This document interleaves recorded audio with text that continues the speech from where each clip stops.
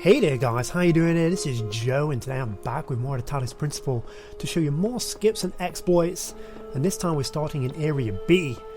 Already done Area A for the channel, now we're going to jump into B.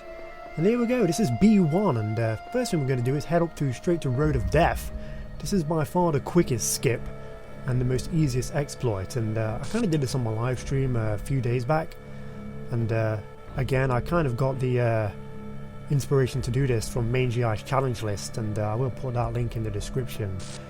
And yeah, I kind of just jumped on this little podium here rather than even messing around with the box, and with that I kind of just jumped over the wall, and the sigil was right there waiting for me. So yeah, that is the Road of Death skip, by far the easiest one. But I am going to show you guys an alternate, and this level is actually pretty broken. There's a lot of skips we can do in B1, and that's literally just the probably the fastest, and definitely can be utilised in a speedrun maybe. But yeah, now we're going to head up to a completely different level. This is Window Through a Door, and this is the only kind of puzzle room on this section that is not actually skippable, but we can use it to get out of bounds. So you need to complete the level first, and then you need to kind of run and jump on this force field because you can stand on them, and then we need to kind of run and jump and get over this wall here, just like that. And we can go left and we can go right, but we're going to go right first, and we're going to go to this like stack of ruins here. We're going to be able to skip 2 puzzles by kind of jumping around on these ruins, and this is where it gets tricky because navigating these ruins is not easy, and some of the jumps are going to be very difficult. So I'm not sure if these will be handy in a speed run, but these are definitely interesting if you kind of just want to mess around and challenge yourself to get into sigils without actually entering rooms a legit way. So yeah, here we go. And I'm just going to see me messing around here. I'm just trying to climb these ruins for the first time. A lot of this was recorded kind of out of sequence and just kind of me messing around. But yeah. And I've got to give a big shout out to that one asshole on Steam. And is become a pretty cool source of kind of skips, and he's kind of somebody who kind of speedruns the game. And yeah, this one asshole, or that one asshole, I don't know, he's got asshole in his name, but yeah, that one asshole is actually a pretty nice guy. But yeah, as you can see, I just kind of used that jump there to kind of get up here, and I can actually just fall straight down and we're back in Road of Death again. So that's an alternate way if you want to do it without actually entering the room legit. Obviously not as quick as just jumping on the stand there, but yeah. And I'm going to come the same exact way again. But this time I'm going to stand on this set of ruins here, and this is kind of the first set you come to when you turn left outside of the out of bounds area. And we're going to use this to skip third wheel, so yeah, without actually entering the room using any connectors. And it's a pretty intimidating jump. As you can see, I was sizing up there and fell off, but you kind of need to stand on the edge and then kind of do a run up and then jump over and land on the wall, and you're going to see me do it here. And first try, might I add. I didn't actually attempt this before this recording, so I was pretty chuffed that I got this early. There it is. Man, that's an intimidating jump, but you can make it. And obviously you can just come up on the wall. And I've already got the staff, I've already got the sigil from this room. But that's where it would be, so you could just like simply drop down and get that if you didn't already have it. But like I said, I kind of did a few of these without skipping them and then came back to them after seeing assholes skips there, so that's pretty cool. And shout out to a little Easter egg there buried in the sand. But yeah, next thing we're going to do is we're going to take a left out of the out of bounds area, and we're going to follow this all the way around. And this is what happens if you come this way. Pretty much, you can just follow this all the way around, just ignore Elo him here, and just carry on straight forward. And we're gonna head this way, and we're gonna skip a couple more puzzles, and some of them, these are where it gets difficult actually. These are like the more difficult ones to skip. A lot of precise jumping, a lot of pixel perfect jumping. Some of it is pretty crazy and very difficult. Now yeah, here we go. I'm going to try and get on that wall. I've seen it done. I saw Asshole do it, but I can't do it. that jump is impossible for me. I tried and failed many times, but it is possible to get on that wall, and you can actually just skip doing this. But I actually found this a lot easier, so I just came over to these ruins on the left here, and I kind of just used these to climb up. There we go.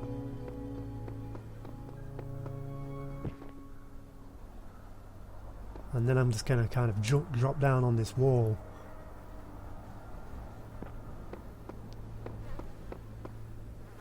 And we're going to use this to skip something about a star.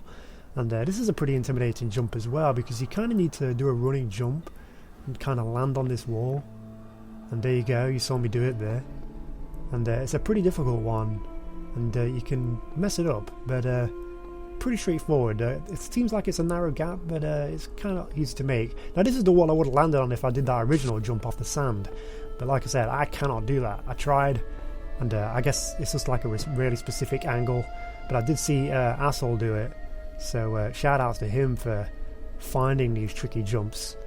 He's the only one I've seen do these, and man, they're fucking crazy. I'm not even lying. But yeah, and now I'm just kind of navigating on this right section here. Again, we're entering this level unlegit. We're not taking the doorway into the puzzle. We're kind of getting in from out of bounds. And yeah, you're going to see me take my time here because these are pretty intimidating. You can kind of just walk over this last one. You can probably walk over the first one, but I didn't feel comfortable taking it. And you've got to be careful, because if you jump, and there's like a low ceiling because of the podiums that are kind of above and around you, you might hit that and you won't get the full jump capability, and you're going to mess it up. But yeah, we can kind of run and jump onto this section here, and of course there is a star in this level, obviously in the puzzle name as well, something about a star, and if you took a left there you can probably run and jump and get that. But I'm just going to use my time to get the sigil today, and there it is. And I do something a little bit risky here. I think I kind of jump into this end section, and there's like again like a low ceiling podium. I should have probably just sprinted. Oh, I did just sprint, but yeah, there it is. Yeah, don't jump, just sprint in, drop in and get the sigil. That's something about the star, something about a star, completely cheesed without entering with some pretty tricky jumps, so that's pretty cool.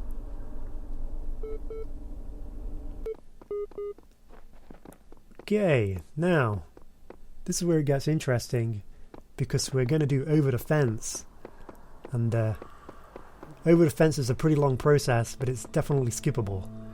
Now the first thing you want to do is you kind of want to reset, and you actually want to start and head into over the fence, legit, just walk in, and you want to set these boxes up in a specific way. And you're going to stack both of those two up there, literally just against that specific wall, and they have to be there. So shout outs to this one, Asshole.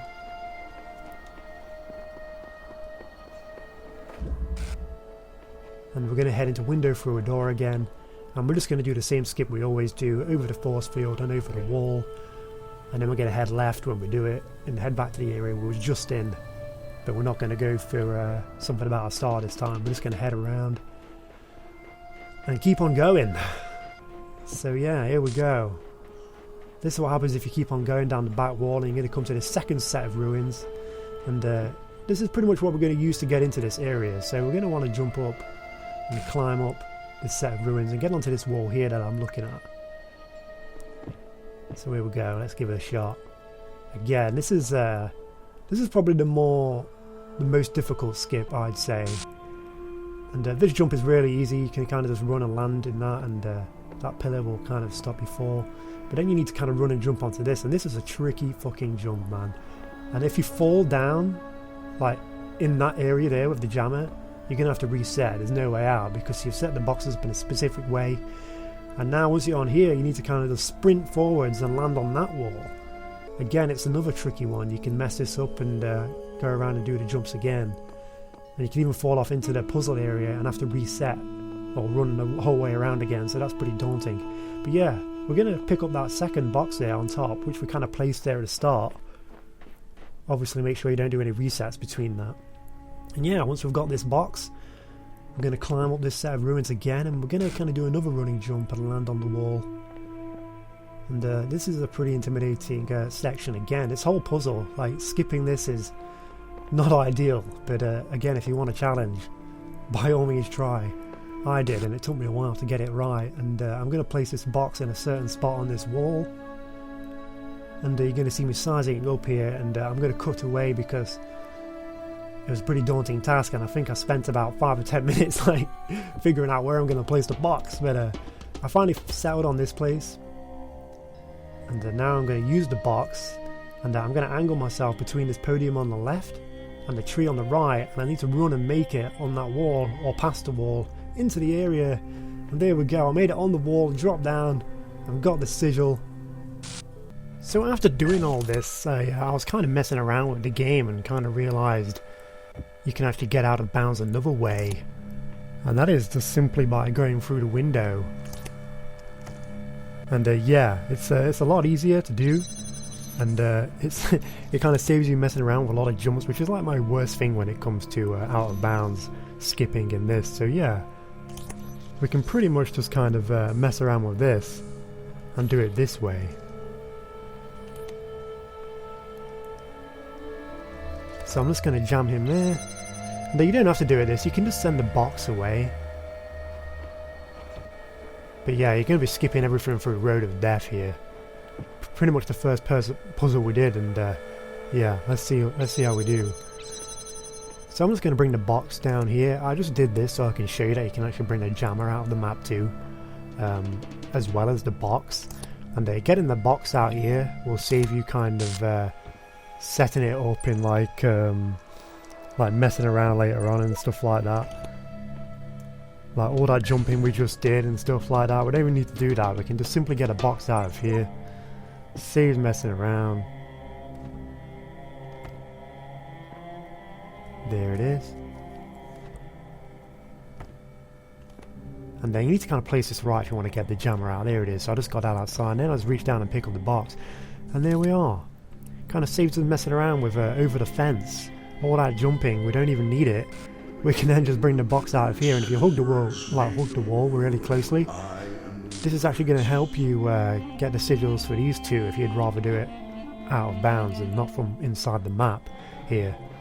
So yeah, you just follow this around, and these are the two puzzle rooms where we had to do kind of a bit of jumping on these kind of ruins behind us. But we can actually just use the box now that we've got it. There it is.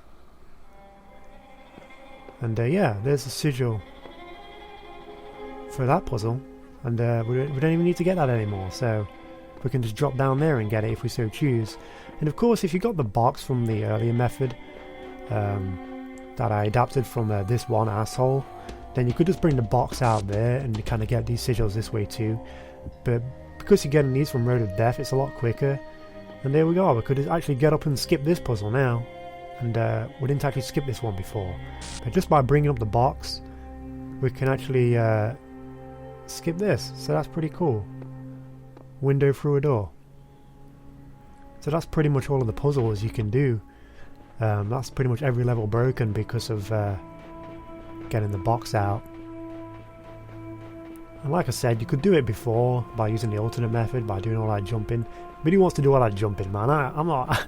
I'm so bad at the jumps that one miss and like actually getting like recording that footage proved to be really difficult because I had to keep cutting because I kept on messing up and having to reset.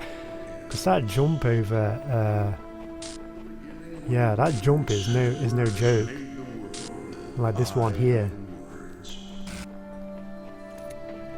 for over the fence.